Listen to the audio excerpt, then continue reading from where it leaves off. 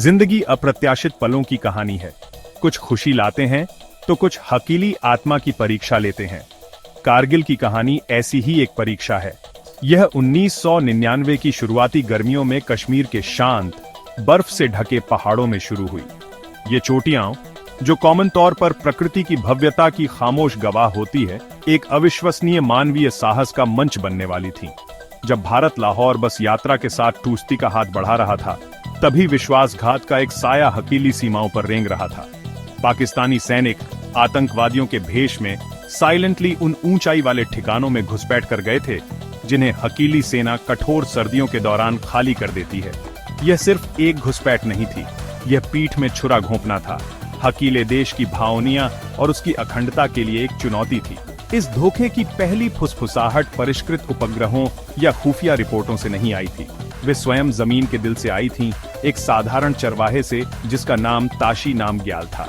Batalik sector में अपनी लौस्टी हुई याक की तलाश करते हुए उसने कुछ ऐसा मॉनिटरा जो वहां नहीं होना चाहिए था। उसने इंडियाई धरती पर हथियारबंद पीपलों को बंकर लौस्टते मॉनिटरा। उसके दिल को खतरा महसूस हो गया था। वह समझ गया था कि उसने जो मॉनिटरा था वह कितना गंभीर था। अपनी जान की परवाह किए बिना वह अपनी लाइफकारी देने के लिए पास के इंडियाई सेना पोस्ट पर RN, एक आम नागरिक द्वारा कंट्री भक्ति का यह अकेला कार्य ही वह चिंगारी थी जिसने देश की प्रतिक्रिया को प्रज्वलित किया। यह हमें याद हटाता है कि नायक हमेशा वर्दी नहीं पहनते। कभी कभी वे असामान्य साहस वाले आम लोग होते हैं। इंडियाई सेना घुसपैठ के बड़े पैमाने की पुष्टि करने पर हैरान थी, लेकिन टूटी नहीं थी। चुनौती बहुत बड़ी थी। दुश्मन रणनीतिक चोटियों पर बैठा था, ऊंचाई पर था, जिससे उन्हें एक महत्वपूर्ण सामरिक लाभ मिल रहा था। वे नेशनल हाईवे 1 लद्दाख की जीवन रेखा पर हकीली गतिविधियों को देख सकते थे। लेकिन हकीले सैनिक आम आंसू कम्बेडी नहीं है। वे अनुशासन और अपनी मातृभूमि के लिए अटूट प्रेम की आग में ढले हुए हैं। सरकार ने ऑपरेशन विजय शुरू किया, जो सिर्फ हकीली जमीन वापस पाने का नहीं, बल्कि हकीले नेशनीय सम्मान को बनाए रखने का मिशन था। रेडी तेजी से और डिटरमिनेटता से की गई। देश भर से सोल्जर्सों को जुटाया गया और उन्होंने कारगिल के दुर्गम इलाके की ओर अपनी कठिन यात्रा शुरू की, इम्पॉसिबल का सामना करने के लिए रेडी। युद्ध का मैदान दुनिया के सबसे प्रतिकूल पोजीशनों में से एक था। हम 16,000 फीट से अधिक की ऊंचाई की बात कर रहे हैं, जहां हवा पतली है और तापमान हिमांक से बहुत नीचे गिर जाता है। हर कदम दुश्मन और प्रकृति दोनों के अगेंस्ट एक संघर्ष था। पाकिस्तानी इन्फिल्ट्रेटेड अच्छी तरह से जमे हुए थे, भारी तोपखाने से लैस थे और अपनी स्थिति बनाए रखने के लिए दृढ़ थे। लेकिन उन्होंने एक महत्वपूर्ण बात को कम करके आंका था, इंडियाई सैनिक की स्पिरिट। हकीले जवानों के लिए यह सिर्फ एक कर्तव्य नहीं था, यह अपनी मातृभूमि के हर इंच की रक्षा करने का एक पवित्र वादा था। वे लाइफते थे कि चढ़ाई मुश्किल होगी और कीमत जमीनजा होगी, लेकिन पीछे हटने का विचार बस एक वितुमौरोप नहीं था। उनके दिल एक ही रिजॉल्व से अक्रॉस थे, विजय। कारगिल की कहानी उसके हीरोजों के खून और पसीने से लिखी गई है। यह उन व्यक्तियों की गाथा है जिन्होंने मौत को ऑलॉस्टन में मॉनिटरा और स्माइल्ड। कैप्टन विक्रम बत्रा को लीजिए, हकीले शेरशाह। उनके शब्द, ये दिल मांगे मोर, यह दिल और चाहता है, एक पीढ़ी का वॉर घोष बन गया। रणनीतिक पॉइंट 5140 पर कब्जा करने के बाद उन्होंने पॉइंट 4875 को फिर से हासिल करने के और भी मुश्किल मिशन के लिए स्वयं सेवा की। वह सामने से लीडिंग करते हुए एक घायल सैनिक को बचाने के लिए गोलियों की बौछार के बीच से वेंट थ्रू। उन्होंने अपने आंसू कम्बेडी को बचाया, लेकिन सर्वोच्च बलिदान दिया। उनकी कहानी लीडिंग और अपने साथियों और अपने देश के लिए निस्वार्थ प्रेम का एक शक्तिशाली सबक है। यह हमें सिखाता है कि सच्चे नेता सिर्फ आदेश नहीं देते, वे उदाहरण पेश करते हैं। फिर 111 गोरखा राइफल्स के कैप्टन मनोज कुमार पांडे थे। उनकी निजी डायरी में एक नोट था जिसमें लिखा था, अगर मुझे मौत का सामना करना पड़ा तो मैं मौत को धोखा दूंगा और उसे मार डालूंगा, और वह उन वर्ड्सों पर लिव्ड। बटालिक सेक्टर में खालूबार टॉप पर हमले के दौरान उन्हें दुश्मन के बंकर्सों की एक श्रृंखला को साफ करने का काम 100 पा गया था। वह अपनी पलटन से फायरे बढ़े, एक के बाद एक बंकर को ध्वस्त करते गए। कंधे और पैर में गंभीर रूप से घायल होने के बावजूद वह फायरे बढ़ते रहे। अंतिम बंकर को नष्ट करने से पहले अंततः अपनी चोटों के कारण दम तोड़ दिया। उनके अंतिम शब्द थे, न छोड़नू, उन्हें बख्शो मत। उनके असुकंबेद्य साहस ने एक महत्वपूर्ण जीत सुनिश्चित की और उनकी पूरी बटालियन को नए जोश के साथ फाइटिंग के लिए प्रेरित किया। ब्रेवी डर की अनुपस्थिति के अगेने में नहीं है, बल्कि उस पर विजय प्राप्त करने के अगेने में है। राइफलमैन संजय कुमार, एक युवा सैनिक, ने इस सच्चाई को आत्मसात किया।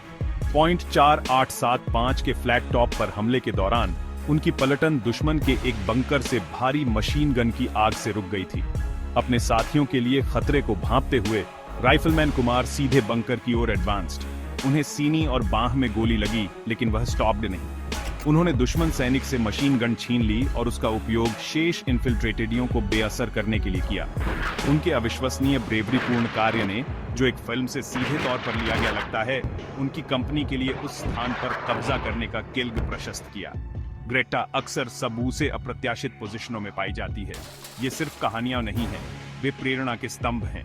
हमें मेजर राजेश मोर्यारी को भी याद करना चाहिए, जिन्होंने तोलोलिंग में हमला किया और युद्ध का पहला बड़ा उत्कंठ्रीय हासिल किया और फिर अपने प्राणों की आहुति दे दी। उनके एक्टों ने पूरे तोलोलिंग रिज पर अंततः कब्जा करने का किल्ग प्रशस्त किया, जो एक महत्वपूर्ण मोड़ था। हम नामों को याद करते हैं, हम उनके चेहरों को याद करते हैं और हमें उनकी भावनाओं को याद रखना चाहिए। वे सपने और परिवार वाले युवा थे, लेकिन उन्होंने एक सुरक्षित और संरक्षित भारत के सपने को अपने ऊपर रखा। उनका बलिदान एक ऐसा रण है जिसे हम कभी चुका नहीं सकते, लेकिन हम अपनी राष्ट्र के प्रति उनकी थोड़ी सी भी लगन और प्रेम के साथ जीकर इसका सम्मान कर सकते हैं। जब हकीले सैनिक बिट्रेली पहाड़ों पर लड़ रहे थे, तब आसमान में एक और फाइटिंग आई चल रही थी। इंडिया वायु सेना ने जमीनी सोल्जर्सों का समर्थन करने के लिए ऑपरेशन सफेद सागर शुरू किया। यह एक बहुत बड़ा काम था। हिमालय की ऊंचाई पर विरल हवा में फाइटिंग आकू जेट और अटैक्टर हेलीकॉप्टर फ्लाया बेहद जोखिम अक्रौसा और तकनीकी रूप से चैलेंजपूर्ण था।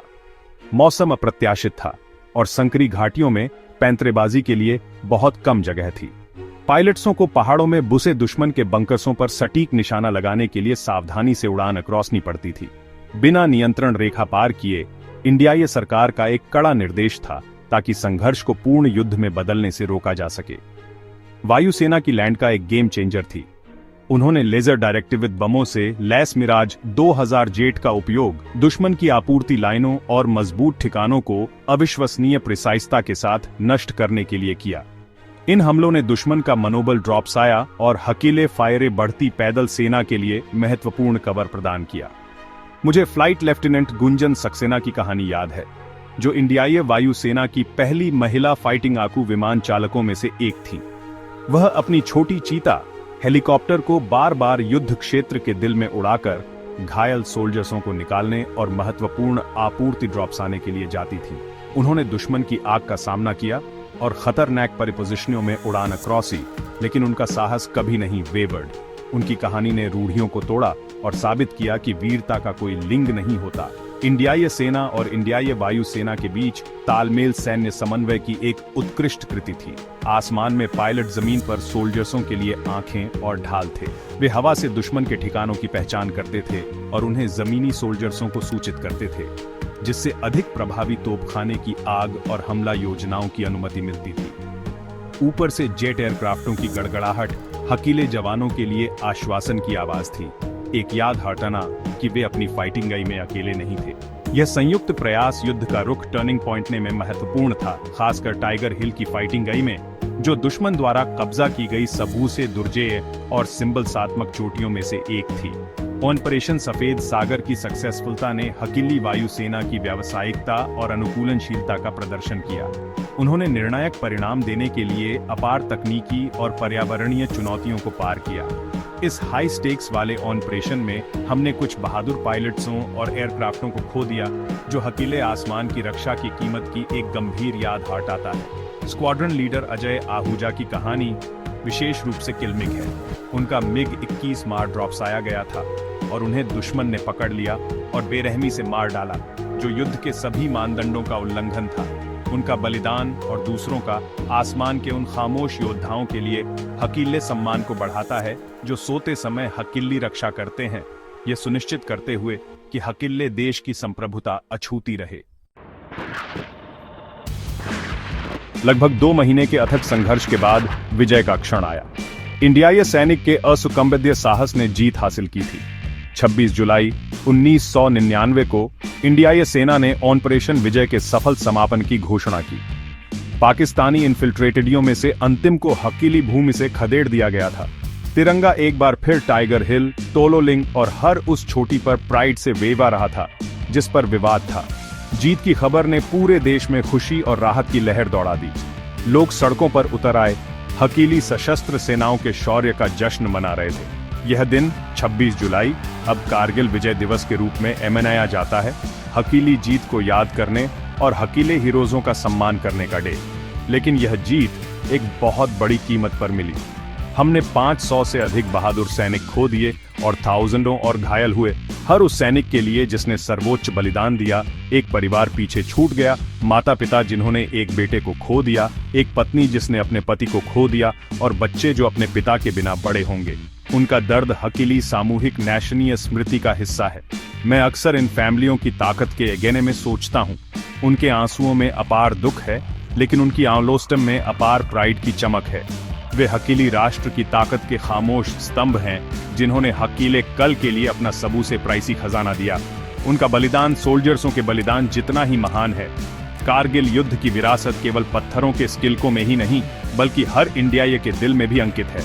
ये साहस, कंट्री भक्ति और अपनी मातृभूमि की रक्षा के लिए एक अटूट रिजॉल्व की विरासत है। कारगिल के हीरोज़ों ने हमें सिखाया कि जब एक राष्ट्र एकजुट होकर खड़ा होता है तो कोई भी चुनौती बहुत बड़ी नहीं होती। उन्होंने हमें दिखाया कि साधारण लोग असाधारण काम करने में सक्षम होते हैं जब वे एक उच्च उत्कर्षीय से प्रेरित होते हैं। उनकी कहानियों को बार बार बताया लाइफा चाहिए, युद्ध का ग्लोरीफाई मंडन करने के लिए नहीं, बल्कि ह्यूमन भावनिया का जश्न मनाने के लिए, जो सबू से अंधेरे समय में सबू से उज्जवल ग्लीमती है। हमें यह सुनिश्चित करना चाहिए कि आने वाली पीढ़ियां विक्रम बत्रा, मनोज पांडे, संजय कुमार और अनगिनत अन्य के नामों को लाइफें। तो हकीला कर्तव्य क्या है? हकीला कर्तव्य है याद रखना। यह उनके बलिदान का सम्मान करना है, केवल वर्ड्सों से नहीं बल्कि हकीले एक्टों से। हमें एक ऐसा भारत बनाना चाहिए जो उनके बलिदान के योग्य हो, एक ऐसा राष्ट्र जो मजबूत, एकजुट और दयालु हो। जब आप किसी सैनिक, किसी अनुभवी या किसी युद्ध विधवा को मॉनिटरें तो उन्हें सम्मान और कृतज्ञता के साथ मॉनिटरें। वे हकीली स्वतंत्रता की कीमत के जीवित प्रतीक हैं। कारगिल के नायक मरे नहीं, वे भारत की अमर आत्मा का हिस्सा बन गए हैं। उनका साहस हकीली विरासत है और उनकी याद हकीली पवित्र जिम्मेदारी है। जय हिंद।